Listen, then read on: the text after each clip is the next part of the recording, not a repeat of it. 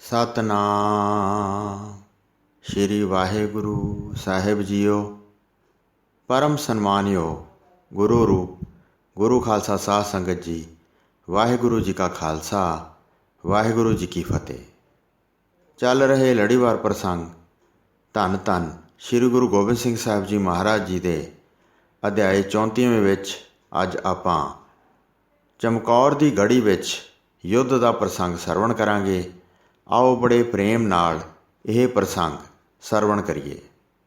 ਭਾਈ ਉਦੈ ਸਿੰਘ ਜੀ ਮੁਗਲ ਫੌਜਾਂ ਨਾਲ ਅਤੇ ਪਹਾੜੀ ਰਾਜਿਆਂ ਨਾਲ ਲੜਦਾ ਸ਼ਹੀਦ ਹੋ ਗਿਆ।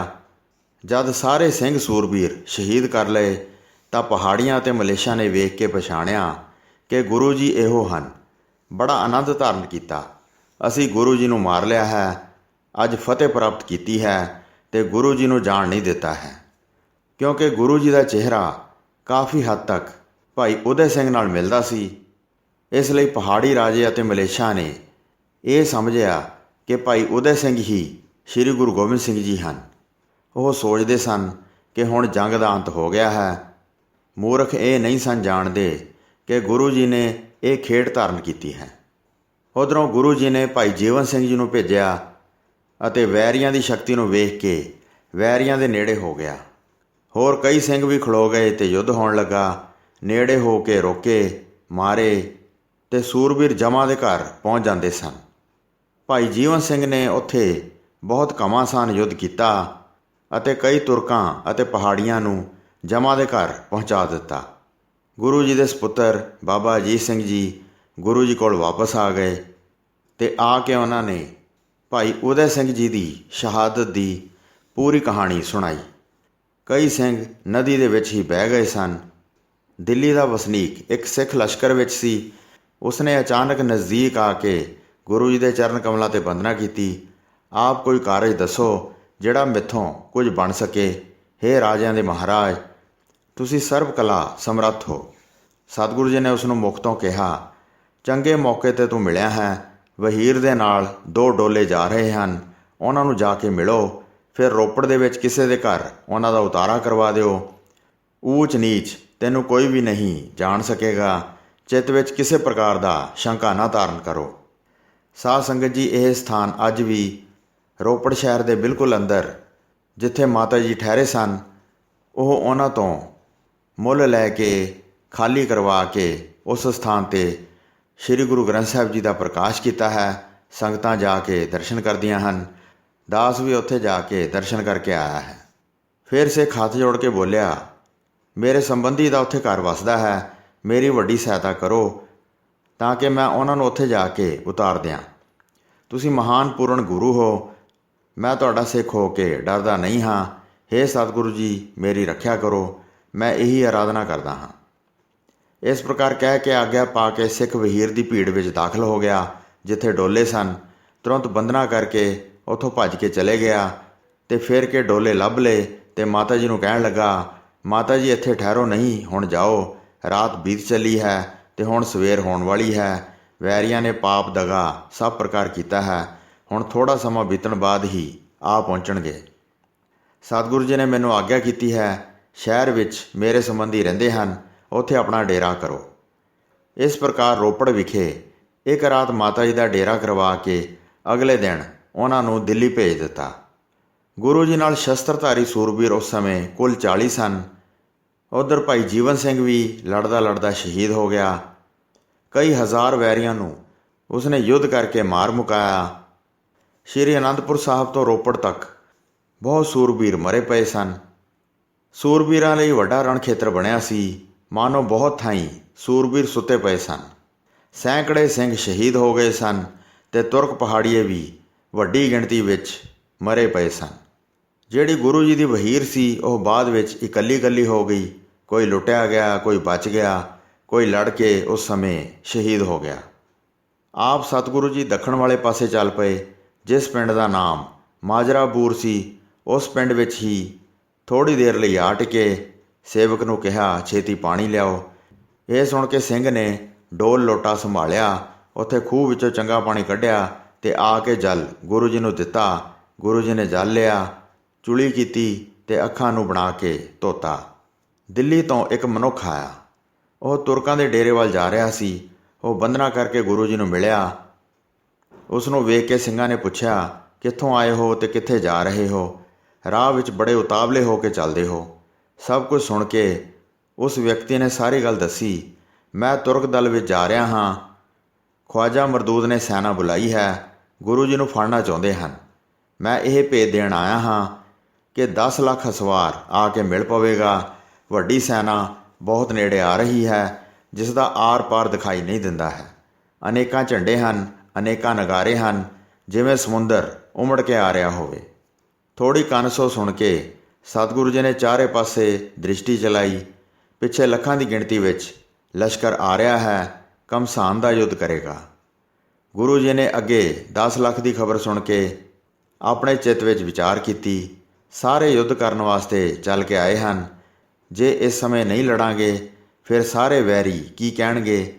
ਗੁਰੂ ਲੜ ਨਹੀਂ ਪਾਇਆ ਹੈ, ਕੋਈ ਕਿਲਾ ਲੈ ਕੇ ਜੰਗ ਮਚਾਵਾਂਗੇ।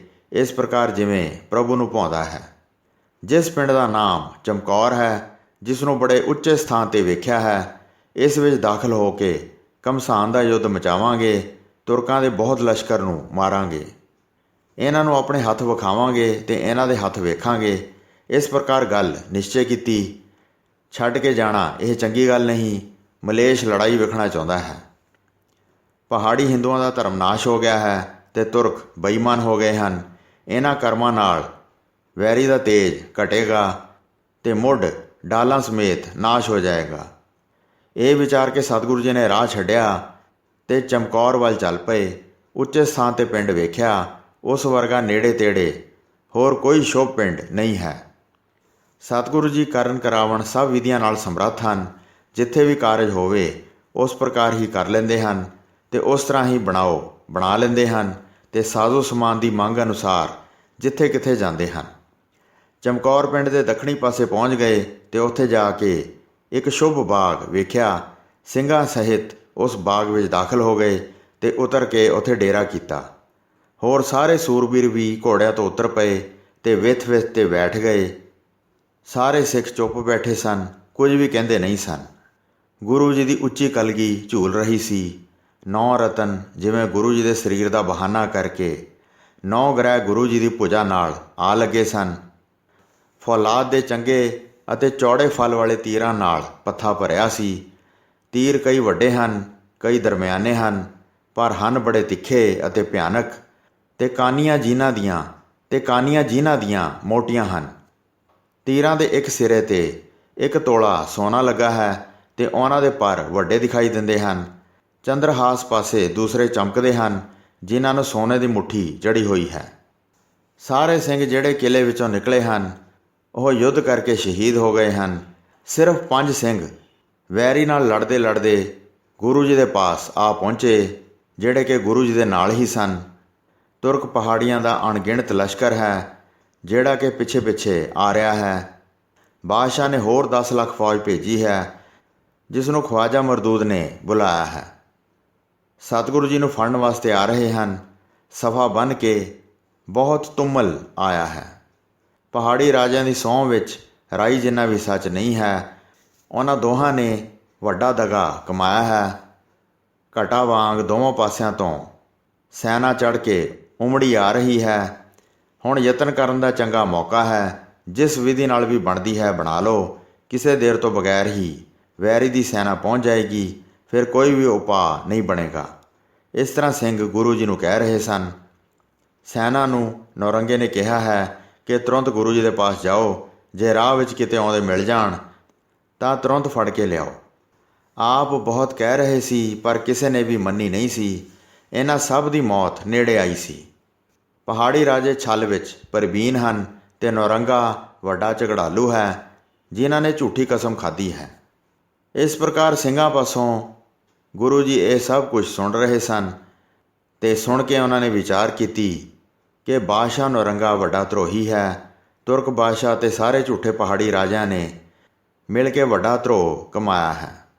ਸਿੰਘਾਂ ਵੱਲ ਵੇਖ ਕੇ ਸਤਿਗੁਰੂ ਜੀ ਬੋਲੇ, ਪਿੰਡ ਵਿੱਚ ਜਾ ਕੇ ਵੇਖੋ, ਕਿਸੇ ਨੇ ਕੱਚੀ ਹਵੇਲੀ ਬਹੁਤ ਉੱਚੇ ਥਾਂ ਬਣਾਈ ਹੋਈ ਹੈ। ਕੱਚੀ ਗੜੀ ਦੀ ਇੱਕ ਅਟਾਰੀ ਦਿਖਾਈ ਦਿੰਦੀ ਹੈ। ਉਹ 2 ਛੱਤਾਂ ਦੀ ਬਣੀ ਹੋਈ ਹੈ।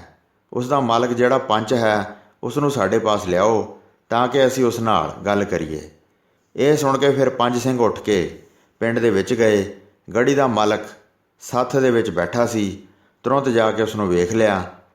ਤੂੰ ਜ਼ਿਮੀਂਦਾਰ ਏਂ ਤੇ ਪਿੰਡ ਦਾ ਪੰਚ ਏਂ, ਤੈਨੂੰ ਗੁਰੂ ਜੀ ਨੇ ਬੁਲਾਇਆ। ਕਿਰਪਾ ਨਿਧਾਨ ਨੇ ਬਾਗ ਵਿੱਚ ਉਤਾਰਾ ਕੀਤਾ ਹੈ, ਕਿਸੇ ਦੇਰ ਤੋਂ ਬਗੈਰ ਉਹਨਾਂ ਦੇ ਪਾਸ ਚੱਲੋ। ਇਹ ਸੁਣ ਕੇ ਕਿਸਾਨ ਟਾਲਾ ਕਰਨ ਵਾਸਤੇ ਸਿੰਘਾਂ ਨੂੰ ਕਹਿਣ ਲੱਗਾ, ਮੇਰੇ ਪਾਸ ਕੋਈ ਉਪਹਾਰ ਨਹੀਂ ਹੈ ਤੇ ਖਾਲੀ ਹੱਥ ਮੈਂ ਜਾਵਾਂਗਾ ਨਹੀਂ। ਇੱਕ ਸਿੰਘ ਸੁਣ ਕੇ ਤੁਰੰਤ ਆਇਆ ਤੇ ਸਤਿਗੁਰੂ ਜੀ ਨੂੰ ਕਹਿਣ ਲੱਗਾ, ਮੇਰੇ ਪਾਸ ਹੁਣ ਕੋਈ ਉਪਹਾਰ ਤਿਆਰ ਨਹੀਂ ਤੇ ਖਾਲੀ ਹੱਥ ਕਰਕੇ ਟਾਲਾ ਕਰ ਦਿੱਤਾ ਹੈ। ਭਾਈ ਦਇਆ ਸਿੰਘ ਨੇ 5 ਅਸ਼ਰਫੀਆਂ ਦੇ ਕੇ ਤੁਰੰਤ ਸਿੰਘ ਨੂੰ ਭੇਜਿਆ। ਉਹ ਅਸ਼ਰਫੀਆਂ ਫਿਰ ਚੌਧਰੀ ਦੇ ਹੱਥ ਵਿੱਚ ਦਿੱਤੀਆਂ ਤੇ ਚੌਧਰੀ ਅਸ਼ਰਫੀਆਂ ਲੈ ਕੇ ਉੱਠ ਕੇ ਆ ਗਿਆ। ਬਾਗ ਦੇ ਵਿੱਚ ਉਸਨੇ ਸਤਿਗੁਰੂ ਜੀ ਦੇ ਅੱਗੇ ਅਸ਼ਰਫੀਆਂ ਧਰ ਕੇ ਦਰਸ਼ਨ ਕੀਤੇ।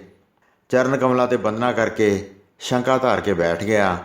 ਉਹ ਸਮਝਦਾ ਸੀ ਕਿ ਘਰ ਲੈਣਗੇ, ਪਰ ਉਸ ਨੂੰ ਕੋਈ ਪੇਚ ਛਲ ਸੁਝਦਾ ਨਹੀਂ ਸੀ ਕਿ ਜਿਸ ਨਾਲ ਇਨਕਾਰ ਕਰ ਦੇਵੇ।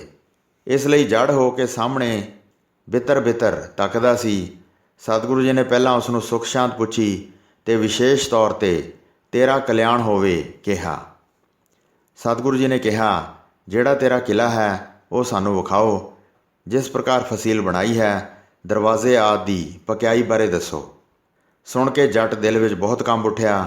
ਕੋਈ ਯਤਨ ਨਹੀਂ ਸੀ ਪਾਉਂਦਾ। ਵਿਚਾਰਨ ਲੱਗਾ ਕਿ ਇਹਨਾਂ ਦੇ ਲੱਖਾਂ ਹੀ ਵੈਰੀ ਹਨ ਤੇ ਫਿਰ ਜਾਣ ਬੁੱਝ ਕੇ ਫਰੇਬ ਦੀ ਗੱਲ ਕਹਿਣ ਲੱਗਾ, ਮਹਾਰਾਜ ਜੀ, ਇਹ ਕਠਨ ਜਾਣੋ ਰਹਿਣ ਵਾਸਤੇ ਘਰ ਬਣਾਇਆ ਹੈ। ਨਾ ਬੁਰਜ ਹੈ, ਨਾ ਮੋਰਚਾ ਹੈ, ਨਾ ਪੱਕਾ ਦਰਵਾਜ਼ਾ ਹੈ। ਖਾਈ ਵੀ ਵੱਡੀ ਨਹੀਂ ਹੈ। ਇੱਕ ਅਟਾਰੀ ਇਹ ਦਿਖਾਈ ਦਿੰਦੀ ਹੈ ਜਿਹੜੀ ਯੁੱਧ ਕਰਨ ਦੇ ਕੰਮ ਦੀ ਨਹੀਂ ਹੈ। 2-3 ਘਰ ਜੱਟਾਂ ਦੇ ਰਹਿੰਦੇ ਹਨ। ਭਰਾਵਾਂ ਨੇ ਆਪਸ ਵਿੱਚ ਛੱਡ ਕੇ ਨਿਬੇੜ ਛੱਡੀ ਹੈ। ਸਾਰੀਆਂ ਇਸਤਰੀਆਂ ਪਰਦੇ ਵਿੱਚ ਰਹਿੰਦੀਆਂ ਹਨ ਜਿਹੜੀਆਂ ਇਸੇ ਘਰ ਵਿੱਚ ਰਹਿੰਦੀਆਂ ਹਨ, ਨਹੀਂ ਤਾਂ ਮੈਂ ਤੁਹਾਨੂੰ ਲੈ ਕੇ ਚਲੇ ਜਾਂਦਾ। ਵੇਖਣ ਵੱਲੋਂ ਕਿਸੇ ਪ੍ਰਕਾਰ ਦੀ ਵੀ ਰੋਕ ਨਹੀਂ ਹੈ। ਬਹੁਤ ਭਰਾਵਾਂ ਦਾ ਸਾਂਝਾ ਘਰ ਹੈ। ਬੇਗਾਨਾ ਪੁਰਸ਼ ਇਸ ਵਿੱਚ ਪ੍ਰਵੇਸ਼ ਨਹੀਂ ਕਰ ਸਕਦਾ। ਸਾਡੇ ਵੱਡਿਆਂ ਦੀ ਇਹ ਮਰਿਆਦਾ ਹੈ ਤੇ ਪਹਿਲਾਂ ਹੀ ਨੇਮ ਕਿਹਾ ਹੈ ਕਿ ਓਪਰੇ ਆਦਮੀ ਨੂੰ ਅੰਦਰ ਨਹੀਂ ਵੜਨ ਦੇਣਾ। ਜੇ ਇਹ ਗੜੀ ਲੜਨ ਵਾਸਤੇ ਉਚਿਤ ਹੁੰਦੀ ਫਿਰ ਕਿਸੇ ਪ੍ਰਕਾਰ ਦੀ ਚਿੰਤਾ ਨਹੀਂ ਸੀ। ਤੁਹਾਥੋਂ ਚੰਗਾ ਹੋਰ ਕੌਣ ਹੈ ਜਿਸ ਵਾਸਤੇ ਛੁਪਾ ਕੇ ਰੱਖਦੇ। ਮਹਾ ਚਤੁਰ ਸਤਿਗੁਰੂ ਜੀ ਜਿਹੜੇ ਬੁੱਧੀ ਦੇ ਕੋਸ਼ ਸਨ, ਫਰੇਬ ਸਮਝ ਕੇ ਖੜੇ ਹੋ ਗਏ। ਜੱਟ ਨੂੰ ਸਿੰਘਾਂ ਨੂੰ ਫੜਵਾ ਦਿੱਤਾ। ਛੁੱਟ ਨਾ ਜਾਵੇ, ਪੱਕੀ ਗੰਢ ਦੇ ਲਵੋ, ਭਾਵ ਚੰਗੀ ਤਰ੍ਹਾਂ ਬੰਨ੍ਹ ਲਓ। ਬੜੀ ਛੇਤੀ ਸਾਰੇ ਘੋੜਿਆਂ 'ਤੇ ਚੜ੍ਹ ਗਏ ਤੇ ਫਿਰ ਚੱਲ ਕੇ ਪਿੰਡ ਵਿੱਚ ਆ ਗਏ। ਇੱਕ ਦੁਰਬਲ ਜੱਟ ਨੂੰ ਅੱਗੇ ਵੇਖਿਆ। ਉਸ ਨੂੰ ਸਤਿਗੁਰੂ ਜੀ ਕਹਿਣ ਲੱਗੇ, ਇਸ ਗੜੀ ਦਾ ਦਰਵਾਜ਼ਾ ਕਿੱਥੇ ਹੈ? ਅੱਗੇ ਚੱਲ ਕੇ ਉਸ ਨੂੰ ਖੁਲਵਾਓ। ਅਸੀਂ ਵੇਖਣ ਵਾਸਤੇ ਕਿਹਾ ਹੈ। ਇਸ ਬਾਰੇ ਸਾਰਾ ਭੇਦ ਸਮਝਾਓ। ਜੱਟ ਹੱਥ ਜੋੜ ਕੇ ਬੋਲਿਆ, ਹੇ ਪ੍ਰਭੂ ਜੀ, ਮੈਂ ਇਸ ਦੇ ਅੱਧ ਦਾ ਮਾਲਕ ਹਾਂ। ਮੇਰੇ ਘਰ ਵਿੱਚ ਗਰੀਬੀ ਹੈ। ਗੁਜ਼ਾਰਾ ਬੜੀ ਮੁਸ਼ਕਿਲ ਨਾਲ ਹੋ ਰਿਹਾ ਹੈ ਤੇ ਮੇਰਾ ਸ਼ਰੀਕ ਭਰਾ ਬਹੁਤ ਅਮੀਰ ਹੋ ਗਿਆ ਹੈ। ਜੇ ਹੁਣ ਕੁਝ ਧਨ ਮੈਨੂੰ ਦਿਓ ਤਾਂ ਮੈਂ ਇਹ ਗੜੀ ਤੁਹਾਨੂੰ ਦੇ ਦਿੰਦਾ ਹਾਂ। ਜੇ ਭਰਾ ਹੁਣ ਦਰਵਾਜ਼ਾ ਨਹੀਂ ਖੋਲ੍ਹੇਗਾ ਤੇ ਅੰਦਰ ਤਕੜਾਈ ਕਰਕੇ ਠਹਿਰੇਗਾ ਤਾਂ ਮੇਰੇ ਘਰ ਵਿੱਚ ਇੱਕ ਛੋਟਾ ਦਰਵਾਜ਼ਾ ਹੈ, ਉਸ ਰਸਤੇ ਪ੍ਰਵੇਸ਼ ਕਰ ਜਾਓ। ਅੰਦਰ ਜਾ ਕੇ ਤੁਸੀਂ ਇਸ ਨੂੰ ਵੇਖ ਕੇ ਜਿਵੇਂ ਚਾਹੋ ਉਸ ਪ੍ਰਕਾਰ ਕਿਰਤ ਕਰੋ। ਇਹ ਸੁਣ ਕੇ ਸਤਿਗੁਰੂ ਜੀ ਨੇ ਆਪਣੇ ਪੱਥੇ ਵਿੱਚੋਂ 50 ਮੋਹਰਾਂ ਕੱਢੀਆਂ ਤੇ ਕਮਜ਼ੋਰ ਜ਼ਿਮੀਂਦਾਰ ਦੇ ਹੱਥ ਵਿੱਚ ਦਿੱਤੀਆਂ ਤੇ ਉਹ ਪ੍ਰਸੰਨ ਹੋ ਕੇ ਅੱਗੇ ਚੱਲ ਪਿਆ। ਫਿਰ ਸਤਿਗੁਰੂ ਜੀ ਦਰਵਾਜ਼ੇ ਵਾਲੇ ਸਥਾਨ 'ਤੇ ਗਏ ਤੇ ਦਰਵਾਜ਼ੇ ਨੂੰ ਵੇਖ ਕੇ ਹੋਰ ਸਭ ਪ੍ਰਕਾਰ ਦੀ ਤਕੜਾਈ ਵੇਖੀ। ਫਿਰ ਦਰਵਾਜ਼ੇ ਮਜ਼ਬੂਤੀ ਨਾਲ ਬੰਦ ਕਰ ਦਿੱਤੇ ਤੇ ਦ੍ਰਿੜਤਾ ਨਾਲ ਅੰਦਰ ਚਲੇ ਗਏ। ਜਿਹੜਾ ਕਮਜ਼ੋਰ ਜੱਟ ਸੀ ਉਸਨੇ ਦਰਵਾਜ਼ਾ ਖੁਲਵਾਉਣ ਦੀ ਬਹੁਤ ਕੋਸ਼ਿਸ਼ ਕੀਤੀ, ਪਰ ਰਹਿਣ ਵਾਲੇ ਨਾ ਮੰਨੇ। ਫਿਰ ਸਿੰਘਾਂ ਨੇ ਕਿਹਾ, ਇਹ ਚੰਗੀ ਤਰ੍ਹਾਂ ਸਮਝ ਲਓ, ਜਿਹੜਾ ਮਾਲਕ ਜੱਟ ਫੜਿਆ ਹੋਇਆ ਹੈ ਉਸ ਨੂੰ ਮਾਰ ਦਿਆਂਗੇ। ਅੰਦਰਲਿਆਂ ਨੇ ਕਿਹਾ, ਚਾਹੇ ਫੜੋ ਚਾਹੇ ਮਾਰੋ, ਫਿਰ ਵੀ ਦਰਵਾਜ਼ਾ ਨਹੀਂ ਖੋਲਾਂਗੇ। ਬੇਸ਼ੱਕ ਸਾਰਾ ਪਿੰਡ ਲੁੱਟ ਲਓ। ਲੱਖਾਂ ਵਿੱਚ ਲਸ਼ਕਰ ਤੁਹਾਡਾ ਵੈਰੀ ਹੈ। ਸਾਡਾ ਘਰ ਬਰਬਾਦ ਹੋ ਜਾਏਗਾ। ਫਿਰ ਕਮਜ਼ੋਰ ਜੱਟ ਆਪਣੇ ਘਰ ਵੱਲ ਹੋਇਆ ਤੇ ਕਹਿ ਕੇ ਤਾਕੀ ਖੁਲਵਾਈ। ਪਹਿਲੇ ਜੱਟ ਨੂੰ ਵਰਜ ਕੇ ਗੁਰੂ ਜੀ ਘੋੜੇ ਨੂੰ ਉੱਥੇ ਹੀ ਛੱਡ ਕੇ ਅੰਦਰ ਪ੍ਰਵੇਸ਼ ਕਰ ਗਏ। ਫਿਰ 5 ਸਿੰਘ ਘੋੜੇ ਛੱਡ ਕੇ ਅੰਦਰ ਪ੍ਰਵੇਸ਼ ਕਰਦੇ ਗਏ। ਫਿਰ ਸਜ਼ਾ ਦਾ ਡਰਾਵਾ ਦੇ ਕੇ ਸਾਰੇ ਸਿੰਘ ਅੰਦਰ ਪ੍ਰਵੇਸ਼ ਕਰ ਗਏ। ਸਾਰੇ ਇਸਤਰੀ ਪੁਰਸ਼ਾਂ ਨੂੰ ਬਾਹਰ ਕੱਢ ਦਿੱਤਾ ਤੇ ਸਾਰਿਆਂ ਨੂੰ ਕਹਿ ਕੇ ਵੱਡਾ ਡਰਾਵਾ ਦਿੱਤਾ। ਯੁੱਧ ਵਾਸਤੇ ਬਹੁਤ ਸਮੱਗਰੀ ਅੰਦਰ ਲੈ ਗਏ ਤੇ ਫਿਰ 4 ਚੁਫੇਰਾ ਚੰਗੀ ਤਰ੍ਹਾਂ ਦ੍ਰਿੜ ਕੀਤਾ। ਅਟਾਰੀ ਦੇ ਦਰਵਾਜ਼ੇ ਦੀ ਬਾਹੀ ਵੱਲ ਮੋਰਚਾਬੰਦੀ ਕੀਤੀ। ਜੋ ਚਾਹੀਦਾ ਸੀ ਅੰਦਰ ਇਕੱਠਾ ਕਰਕੇ ਗੁਰੂ ਜੀ ਅਤੇ ਸਾਰੇ ਸੂਰਬੀਰ ਬੈਠ ਗਏ। ਸਤਿਗੁਰੂ ਜੀ ਹਰ ਪ੍ਰਕਾਰ ਪ੍ਰਬੰਧ ਕਰਕੇ ਕਿਲ੍ਹੇ ਦੇ ਵਿੱਚ ਬੈਠ ਗਏ। ਪਿੱਛੇ ਵੈਰੀ ਗੁਰੂ ਜੀ ਨੂੰ ਲੱਭਦੇ ਫਿਰਦੇ ਸਨ, ਪਰ ਗੁਰੂ ਜੀ ਲੱਭ ਨਹੀਂ ਸੀ ਰਹੇ। ਸੋ ਸਾਧ ਸੰਗਤ ਜੀ, ਇੱਥੇ 6ਵੀਂ ਰੁੱਤ ਦਾ 34ਵਾਂ ਅਧਿਆਇ ਸਮਾਪਤ ਹੁੰਦਾ ਹੈ ਜੀ। ਪ੍ਰਸੰਗ ਸੁਣਾਉਂਦੇ ਹੋਏ ਹੋਈਆਂ ਅਨੇਕ ਭੁੱਲਾਂ ਚੁੱਕਾਂ ਦੀ ਖਿਮਾ ਬਖਸ਼ਣੀ ਜੀ। ਵਾਹਿਗੁਰੂ ਜੀ ਕਾ ਖਾਲਸਾ, ਵਾਹਿਗੁਰੂ ਜੀ ਕੀ ਫਤਿਹ।